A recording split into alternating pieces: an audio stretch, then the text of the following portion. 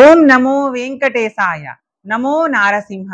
మే 11వ తేదీన తిరుమలలో శ్రీ నృసింహ జయంతిని నిర్వహించనున్నట్లు తిరుమల తిరుపతి దేవస్థానం తెలిపింది. ప్రతి ఏటా వైశాఖ మాసం స్వాతి నక్షత్రంలో నృసింహ జయంతిని నిర్వహిస్తారు. శ్రీ యోగ నరసింహస్వామి వారి మూలమూర్తికి ప్రత్యేక అభిషేకం చేస్తారు. ఆలయ ప్రాశస్త్యము. శ్రీవారి ఆలయ మొదటి ప్రాకారంలో గర్భాలయానికి ఈశాన్యం వైపున గల మండపంలో పడమరగా శ్రీ యోగ నరసింహస్వామి వారి ఉప ఆలయం ఉంది. శ్రీ యోగ నరసింహస్వామి వారి విగ్రహాన్ని శాస్త్ర ప్రకారం రూపొందించారు. ఇక్కడ స్వామివారు యోగముద్రలో ఉంటారు. స్వామివారికి 4 చేతులుంటాయి. పైభాగములో ఉన్న చేతుల్లో శంఖు చక్రాలు కనిపిస్తాయి. కింది 2 చేతులు ధ్యాన నిష్టను సూచిస్తాయి.